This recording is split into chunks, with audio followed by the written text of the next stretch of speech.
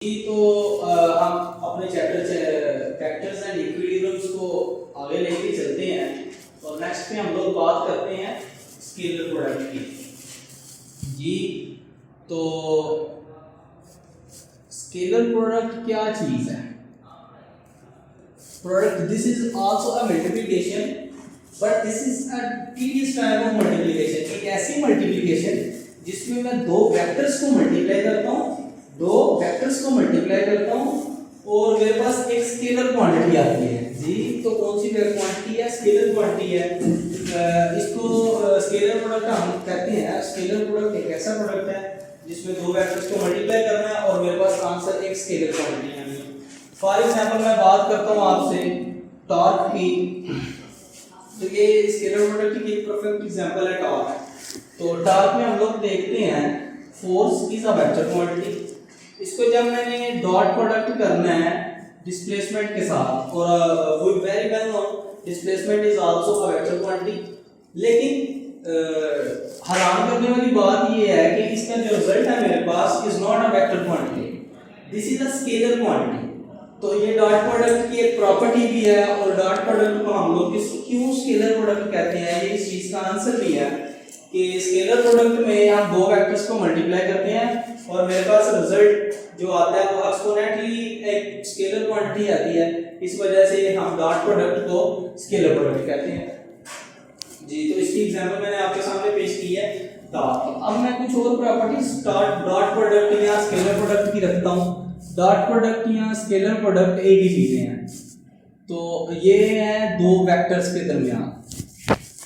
जी दो वेक्टर्स के दरमियान तो वेक्टर्स हैं, वेक्टर्स की बात कर रहे हैं तो मैं खुद से सपोज कर लेता हूं मेरे पास एक वेक्टर ए है और एक सेकंड वेक्टर है जो कि बी है, और इन दोनों के दरमियान मैंने डॉट प्रोडक्ट देखना है कि किस तरह से होगा, dot product between two vectors.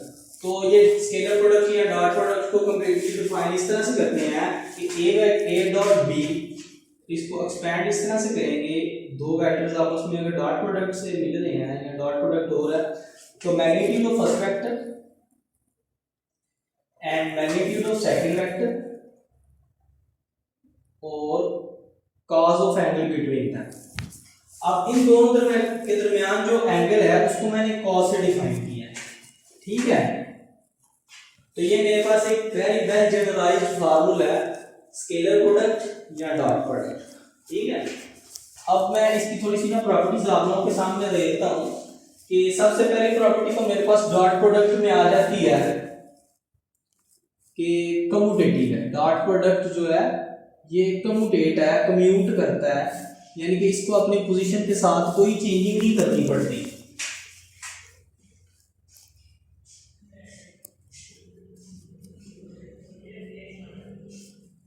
आप ए डॉट बी करें वेक्टर्स के साथ या बी डॉट ए करें, आंसर के ऊपर कोई इफेक्ट नहीं पड़ेगा। देखते हैं किस तरह से ए डॉट बी को एक्सपेंड करते हैं बाय द स्केलर प्रोडक्ट का फार्मूला ए वेक्टर, ए की मैग्नीट्यूड बी की magnitude and cos of angle between them. इधर हम बी को पहले करते हैं, ए को बाद में करते हैं, A magnitude cos of angle between them, और आप देख रहे हैं ए बी की जो मैग्नीट्यूड आएगी वही बी ए की आएगी। तो ये चीज इस तरह से प्रूव हो गई है, कॉस दोनों में सेम है तो कॉस का इतना इफेक्ट नहीं रहेगा। ए डॉट बी का मैग्नीट्यूड ए बी और बी ए का मैग्नीट्यूड बी ए। तो ये कम्यूटेटिव प्रॉपर्टी है। अब मैंने देखना है कि क्या कम्यूटेटिव प्रॉपर्टी जो है यूनिट वेक्टर में भी होल्ड करती है।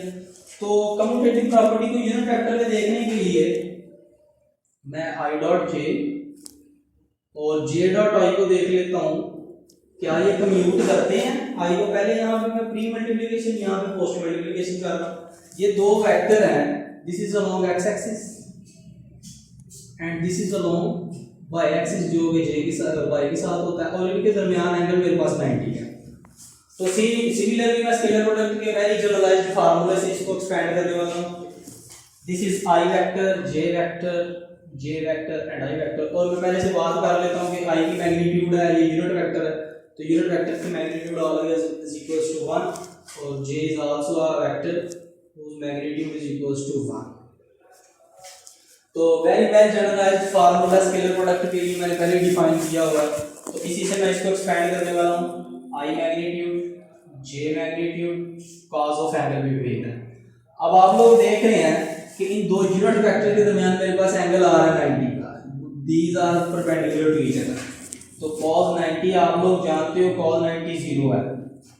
इसी तरह से j magnitude i magnitude cos of angle, अब j का i पे एंगल भी 90 है, तो 90 cos 90 की वजह से 0, तो ये मैंने कम्यूटेटिव लॉ को या कम्यूटेटिव प्रॉपर्टी जो इन केस ऑफ स्केलर प्रोडक्ट है उसको कंप्लीटली डिफाइन कर दिया।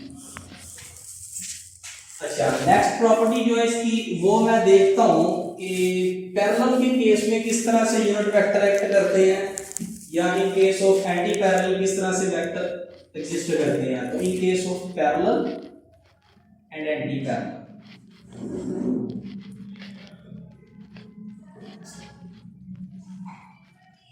अच्छा इसके लिए मुझे बड़ा समझना पड़ेगा कि पैरेलल क्या है और एंटी पैरेलल क्या है। तो पैरेलल वेक्टर ऐसे वेक्टर्स हैं जो एक दूसरे के साथ कोई एंगल नहीं बनाते हैं।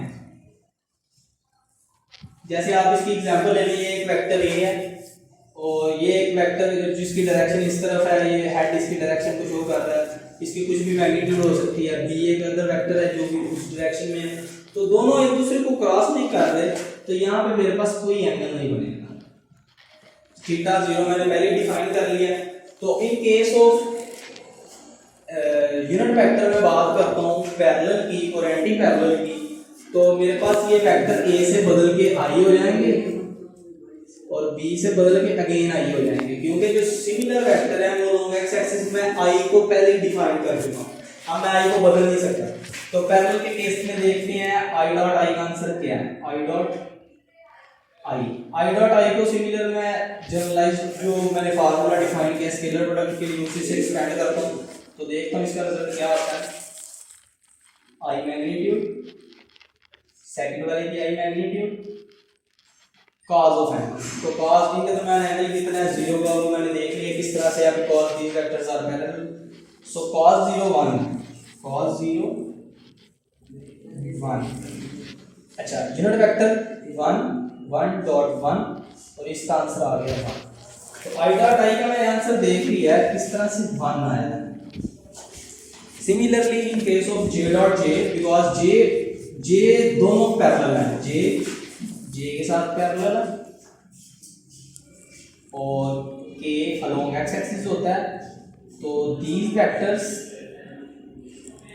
आपने देखे इन केस ऑफ पैरेलल में वो किस तरह से, और इन केस ऑफ एंटी पैरेलल, अब एंटी पैरेलल में क्या होगा, ये आई वेक्टर है, ये एक दूसरा आई वेक्टर है जिसकी डायरेक्शन इस तरफ से है, और आप लोग देख रहे हो अगर इसकी डायरेक्शन प्लस में है तो इसकी डायरेक्शन को शो करने के लिए मुझे नेगेटिव साइन चाहिए, और ये एक सेमी सर्कल को कंप्लीट करते हैं जो 0 से लेके 180 के है, तो थीटा मेरा आ गया 180 minus 0, theta is equals to 180 in case of anti parallel. In case of anti parallel I को डॉट करेंगे आई के साथ, and these are anti parallel. Anti parallel का मतलब है एक की डायरेक्शन उस तरफ है तो दूसरे की उससे ऑपोजिट है, तो ऑपोजिट के लिए मुझे पता नेगेटिव साइन चाहिए, लेकिन वो नेगेटिव प्रोड्यूस कैसे होगा वो आप लोगों को दिखाना है। आई फर्स्ट की मैग्नीट्यूड, आई सेकंड जो कि एंटी पैरेलल है उसकी मैग्नीट्यूड, cos ऑफ एंगल। अब cos 180 है और cos 180 हम जानते हैं cos 180 इज इक्वल्स टू -1, इसकी मैग्नीट्यूड 1, इसकी मैग्नीट्यूड 1 और cos 180 -1, तो 1 को -1 से मल्टीप्लाई करें तो -1।